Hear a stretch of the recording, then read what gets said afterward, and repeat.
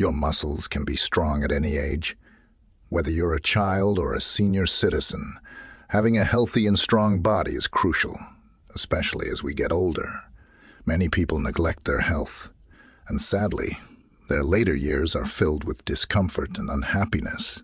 We should all be actively working towards a healthy old age. One of the best ways to achieve this is through regular exercise and by providing our bodies with plenty of water and nutritious food. We've talked about diet before. But what's the ideal way to exercise? Many people claim they simply don't have the time to work out. So, I'll demonstrate a simple exercise routine that only requires 15 minutes daily. Here's a personal bonus I experienced. Before I started exercising regularly, my feet were constantly cold. I always had to warm them up in hot water. Since I began working out, I haven't had cold feet anymore. I no longer need to soak them in hot water. Of course, I still make an effort to stay warm overall. Yes, I began my walk at 5:30 a.m. It was completely dark outside. However, I discovered that once you begin walking, your eyes quickly get used to the low light.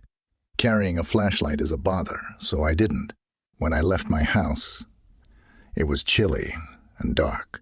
I wore a scarf, hat, and gloves. After walking for about 30 minutes, I started removing my winter clothing.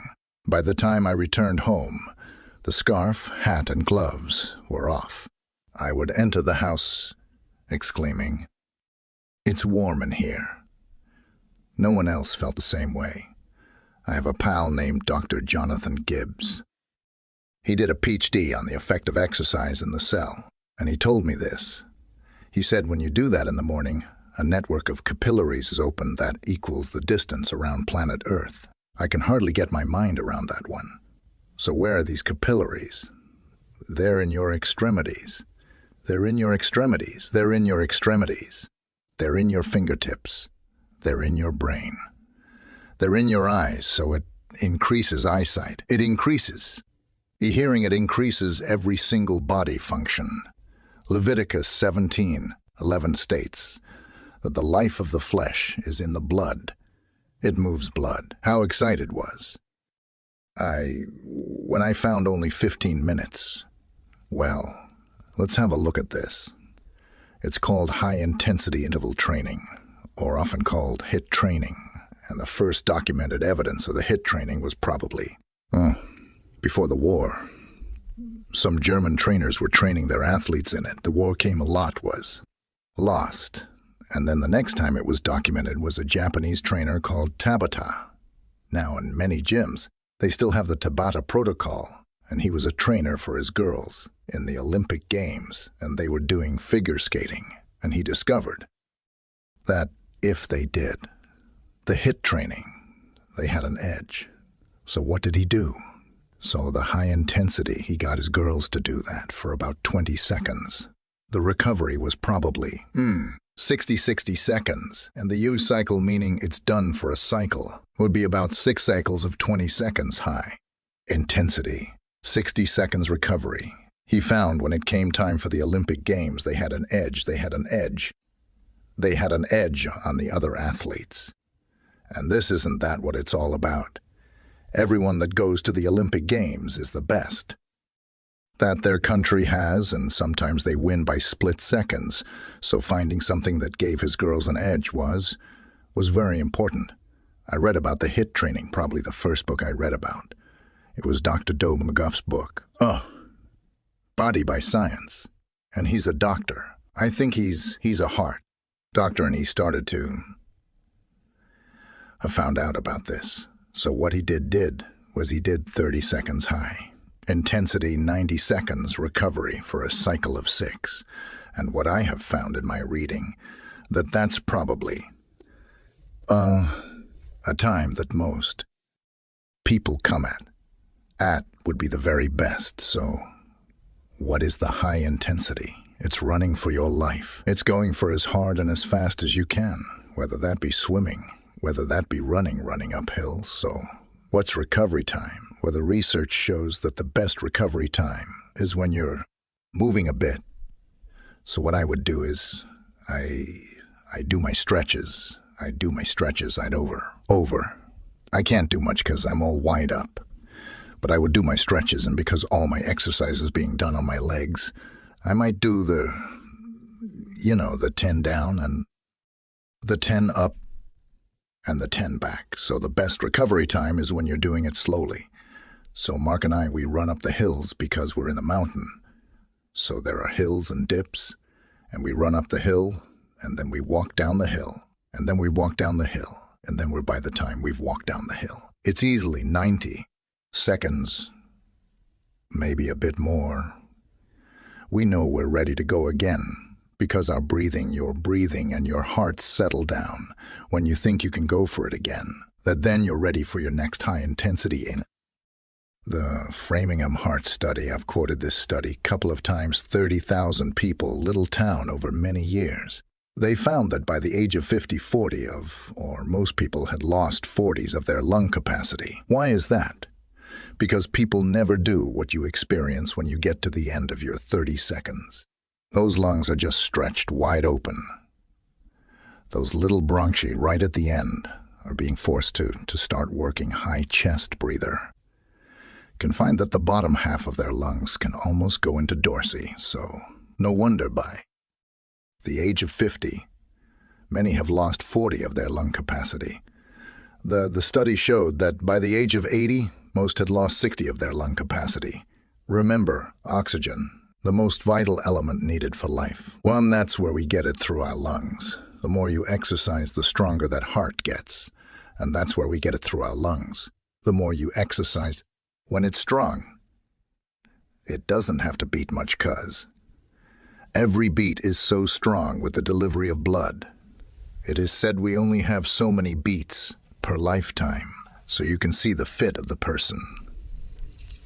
The longer the life, and I'd like to suggest the better quality of life because of what exercise does to the body. So pace progressive acceleration of cardiopulmonary. So there's the lungs, and it was in that book and other books where he quoted the study on the Framingham study. So you can prevent that lung capacity loss by exercising every day. And if you've lost it, you can regain it by the high-intensity exercise. So progressive acceleration of cardiopulmonary exertion. You are exerting yourself. There's the pace. It's vital that you drink water, one lady said. To me, I won't be able to walk in the morning, 'cause I said, "Well, do you have water?" She said, "No, I don't like water." Where you got to have water. Where you got to have water. The body needs its water. But when you drink that water in the morning and then go on your walk and your body is starting to more fuel, those little molecules of glucose are plucked and through the pathway. It's a wonderful process. We also looked at the fact that on a very high carbohydrate diet, the excess glucose, when the glycogen stores are full, is stored as fat. So I want to show you how this high intensity exercise program, I want to show you how it affects the cell and how it can actually reverse that whole process that we looked at earlier. So I need to tell you a few things as I give the illustration. So what I didn't tell you the other day is that this 8-step pathway is very slow. The 20-step pathway is very fast. And as we're standing here at the moment, they're feeding into each other quite nicely. But when you start running for your life, cycling for your life, rebounding for your life, swimming as fast as you can, both pathways speed up. The 20-step speeds up the 8-step speeds, up the 8-step speeds up. But there's a rate-setting enzyme in there that will always keep this one faster and this one slower. So what happens now is more pyruvate is being made than can be fed into the 8-step. And so the body stores that excess pyruvate as lactic acid. You've heard of lactic acid. We've all heard of lactic acid. Too much building up. That can hurt, can it? We've had that. So I think one of the most amazing things about this high-intensity interval training is what happens when you're in recovery. And don't we love recovery when you're in recovery time, getting your breath back, letting your body settle down a bit? The liver converts that lactic acid back to pyruvate and feeds it into the powerhouse, which means when you're in recovery time, your cells are burning just as much fuel as when you're running for your life. Isn't that good news? That's good news. But there's other good news, too. And that is, it's mopping up your lactic acid so it doesn't have an opportunity to build up in your tissues. So let's continue. So you're getting to the end of your first 30 seconds. You're plucking your glycogen stores. You're getting to the end of your second set of 30 seconds. High intensity. Your glycogen stores are being depleted, but we need more fuel. And so what the body does. Now, it causes a release of the human growth hormone. The human growth hormone. The human growth hormone is very active when we're growing. But when we stop growing, I stopped growing at 16 and probably. Doesn't surprise you. My son William grew 2 in from 19 to 22. Boys usually grow a bit longer. It goes into retirement, but when you do the high intensity exercise, it's pulled out of retirement. Let me show you what it does. What the human growth hormone does is it causes a release of hormone-sensitive lipase hormone. Sensitive lipase is an enzyme that breaks down fat cells. Yesterday we looked at sublingual lipase. Remember that enzyme that breaks down the short chain and medium chain fatty acids in the saturated fats. We looked at pancreatic lipase that breaks down the long-chain fatty acids. We're looking at another lipase now, and that is hormone-sensitive lipase that's released to break down your fuel stores. Isn't that what fat is? It's the most amazing fuel depot in the human body. But how many people are carrying a lot of weight? They're actually starving in the land of plenty. They can't access their fuel supplies. They're always tied. How do we access it? This is how we access it. This is how we access it, causing a release of the human growth hormone. So hormone sensitive. Lipase is activated. And hormone sensitive lipase, as it is activated, it switches over to burning fat. It becomes a fat burner. So one of the reasons why, when the human growth hormones release, the body starts burning fat as fuel is because of something we looked at yesterday, remember? Glucose burns in the body at 4 calories per gram. Remember, fat burns in the body as 9 calories per gram. Now you'll find that information in every weight loss book in psychedelic colors as to the reason why. If you want to lose weight, you shouldn't eat fat, but they don't understand what a calorie is. You know what a calorie is. It's a unit of energy.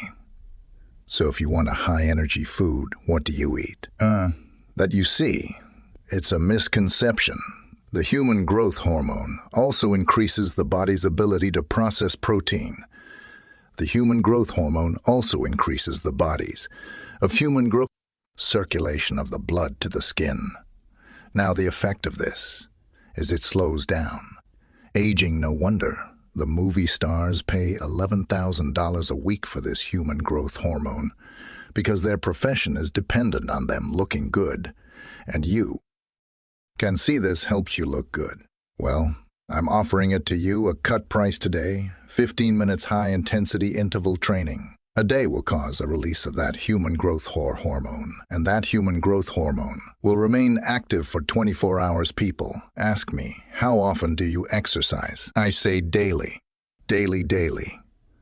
'Cause I want that human growth woman, but I'd like to show you one of the most powerful, it is acknowledged to be the most powerful form of exercise there is, and everyone can do this one, and it's called rebounding. Now, why is the rebounder, or